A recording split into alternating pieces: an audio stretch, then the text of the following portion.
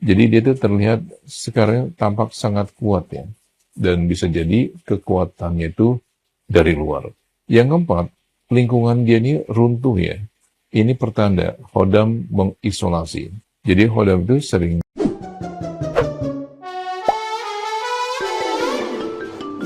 Isu dugaan keterlibatan Sarwendah dalam praktik pesugihan Gunung Kawi kini semakin diperkuat oleh kesaksian mistis yang beredar luas di media sosial. Melalui metode analisis batin Niteni Serat Diri, seorang netizen dengan akun @Niteni Serat Diri membongkar indikasi kuat bahwa mantan istri Ruben Onsu tersebut memiliki pendamping gaib atau khodam. Perubahan perilakunya yang kini menjadi sangat agresif dan provokatif dituding sebagai tanda nyata bekerjanya energi makhluk halus tersebut.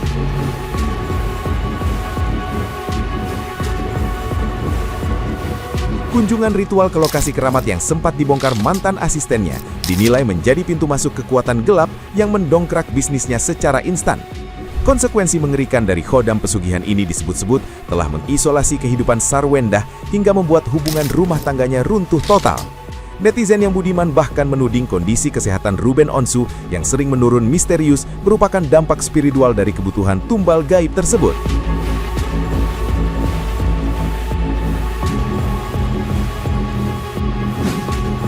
benarkah artis S punya Hodam? Nah, saya akan bongkar tanda-tandanya menggunakan ilmu Niteni Serat Diri. Isu ini bukan cuma isapan jempol ya, karena dalam beberapa bulan terakhir, ini perilaku artis S ini berubah drastis. Dari ratu yang anggun menjadi sosok yang agresif, provokatif, dan penuh dengan energi yang sulit untuk dijelaskan.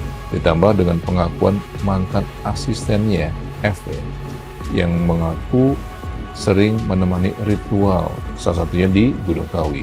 Publik mulai bertanya, apa yang sebenarnya terjadi pada diri artis S ini? Oke, saya akan bedah 5 tanda kepemilikan Hodam berdasarkan Niteni Serat Diri. Yang pertama, ada perubahan perilaku drastis ya. Ini sebagai tanda ya, Hodam mulai bekerja. Dalam Niteni Serat Diri, orang yang memiliki Hodam itu sering menunjukkan perubahan perilaku yang drastis. Dari pendiam menjadi sangat vokal dan agresif. Dari sabar menjadi mudah marah. Dari tertutup menjadi suka pamer dan provokatif. Nah, silakan cek jejak digital artis S ini ya. Dulu dikenal sebagai perempuan yang kalem dan tertutup ya. Dan selalu pakai daster. Sekarang, vokal di media sosial, melaporkan akun ke polisi, dan terlibat dalam konflik terbuka dengan mantan suaminya, sekaligus keluarganya. Yang berubah-ubah tanpa sebab itu tanda ada yang menggerakkan. Tanda kedua, kunjungan ke tempat keramat.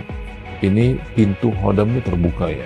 Orang yang ingin memiliki Hodam biasanya mendatangi tempat-tempat keramat, kuburan, gunung, atau pantai selatan. Nah, artis S ini terkonfirmasi ya, pernah ke Gunung Kawi. Dan ini diperkuat oleh penuturan dari juru kunci Gunung Kawi itu sendiri. Dan juru kunci menyebut ada tujuan ritual. Kemudian mantan asisten F juga mengaku hampir menjadi tumbal. Jadi yang masuk ke tempat suci tanpa hati bersih akan membawa pulang yang tidak terlihat. Nah, salah satunya adalah Hodam. Tanda ketiga, energi yang berlebihan. Ini adalah tanda Hodam memberi kekuatannya. Orang dengan Hodam sering memiliki energi berlebihan, bekerja tanpa lelah, bicara tanpa henti, dan tampak selalu on. Nah, kita lihat ya, artis S ini bisnisnya meledak dalam waktu singkat. Kontennya nggak pernah berhenti. Energinya itu terlihat berlebihan dibandingkan orang biasa. Nah, silakan kalian cek jejak digitalnya sebelum isu pesugihan dan konflik dengan mantan suaminya dan setelahnya. Lihat, ada yang berbeda. Dan ini perbedaannya sangat signifikan ya. Jadi dia tuh terlihat sekarang tampak sangat kuat ya. Dan bisa jadi kekuatannya itu dari luar. Yang keempat, lingkungan dia ini runtuh ya. Ini pertanda Hodam mengisolasi. Jadi Hodam itu sering bikin pemiliknya kehilangan orang-orang terdekat karena memang energinya itu terlalu berat. Coba deh dianalisa ya dan dicek. Artis S ini kehilangan suami ya, dan sekarang sudah menjadi mantan. Terus kehilangan banyak teman dan rekan kerja. Terus hubungan dengan keluarga mantan suami ini hancur total. Bahkan kekasihnya G, cowok Mongkodo, itu mulai menjauh. Jadi yang dikelilingi banyak orang akan ditinggalkan sedikit demi sedikit. Tanda kelima, kesakitan orang dekat. Tanda Hodam butuh tumbal ya. Salah satu ciri yang paling mengerikan itu orang di sekitar pemilik Hodam. Dan mereka ini sering jatuh sakit. Anehnya, sakit mereka ini tanpa sebab medis yang jelas ya. Dan kalau kalian cek jejak digital, orang sekitaran artis S ini banyak yang sakit ya. Mulai dari mantan suaminya, terus mantan asisten yang pernah membongkar rahasianya di podcast, terutama tentang rahasia Gunung Kawi ya. Terus kemudian ada 13 orang yang bekerja sama dia, nah diduga jadi korban. Jadi yang dekat dengan pesugihan itu akan merasakan penyesalan. Nah, gimana nih menurut netizen yang terhormat? Silahkan berkomentar ya. Ini kan lagi rame ya urusan persoalan ritual pesugihan di Gunung Kawi. Nih orang-orang yang udah kadung ikutan ritual pesugihan di Gunung Kawi, emang kagak kepikiran, kagak ada niatan gitu buat numbalin para koruptor. Daripada hidupnya para koruptor nih terbuang sia-sia gara-gara maling dan ngerampok mulu gitu. Mendingan lu jadiin tumbal deh. Ya minimal maksimal gitu ritual pesugihannya lu, meskipun dosa seenggaknya ada amal baik dikit lah gitu buat numbalin para koruptor. Coba sedikit punya manfaat nih. Kalian sudah dengar nggak nih ada berita baru nih ya, bahwa Mbak Fitri yang menceritakan di akun jejak backpacker ya mengenai bosnya yang seorang artis yang sering membawa dia untuk menemani bosnya ini ke Gunung Kawi ya. Nah, kalian sudah dengar nggak? Saat ini dia sedang sakit keras loh ya.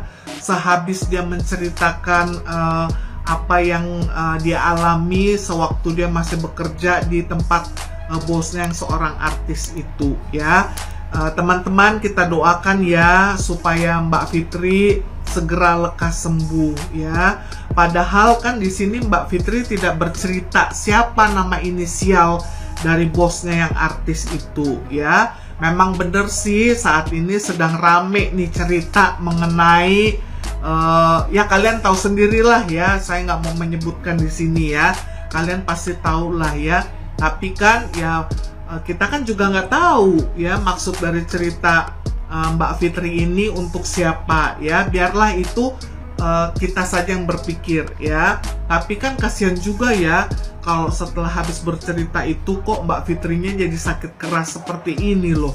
Ngeri banget ya kalau kita berurusan dengan yang urusan namanya kuasa kegelapan ya.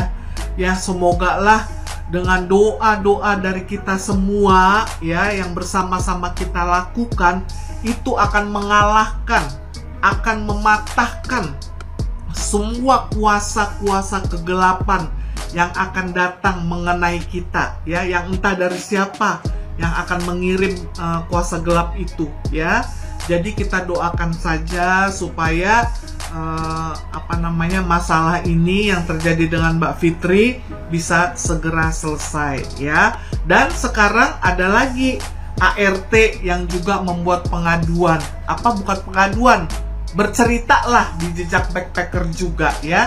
Cuma saya belum mendengar sepenuhnya cerita dari ART ini ya. Di sini saya baru hanya menceritakan bagaimana kondisi Mbak Fitri yang sedang terjadi saat ini. Oke ya teman-teman ya, jadi kita harus berhati-hati ya, jaga mulut kita dalam berucap, dalam mengeluarkan kata-kata ya.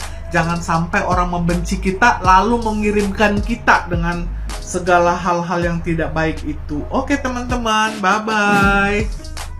Nih temen gue bilang nih, rezeki yang tertakar tidak akan tertukar. Mantul, bagus. Dia percaya banget kalau rezeki itu adalah kuasa dan kehendak Allah, Tuhan Yang Maha Esa. Jadi tidak perlu khawatir ya.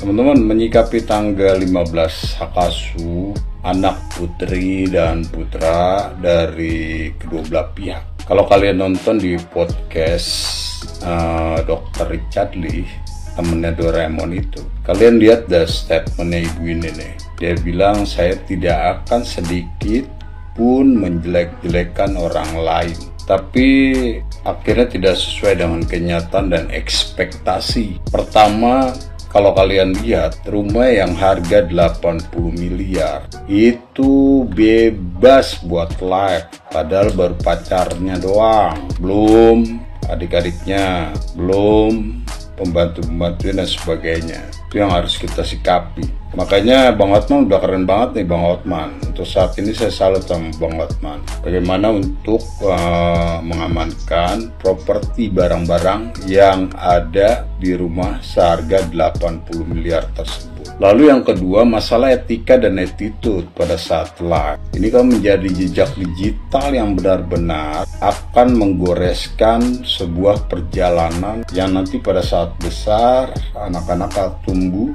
dewasa itu akan melihat sikap orang tuanya.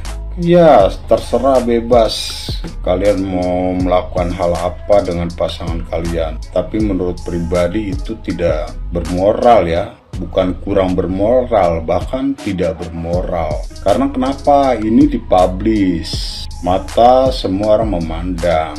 Itu tidak boleh dilakukan oleh siapapun guys, mohon maaf. Kecuali kalau kalian sudah nikah, berumah tangga dan sebagainya. Lalu yang ketiga, saya tidak tahu nih, dan kalian pun pasti akan menduga-duga, apakah sidang tanggal 15 mengenai hak asuh itu akan diundur atau tidak. Persoalannya adalah sebagai penegak hukum itu segera untuk melakukan keputusan sesuai dengan undang-undang dan aturan negara berkaitan dengan negara. Karena semakin cepat semakin baik ya. Kalau kata ada istilah pantunnya, ikan cepat ikan betik. Makin cepat makin baik. Kenapa harus dilakukan segera penetapan keputusan dipukulnya palu? Biar anak ini yang masih kecil dia tidak akan berlarut-larut dalam pertama terprovokasi orang-orang di lingkungan. Dan yang kedua, anak ini punya batasan tentang bagaimana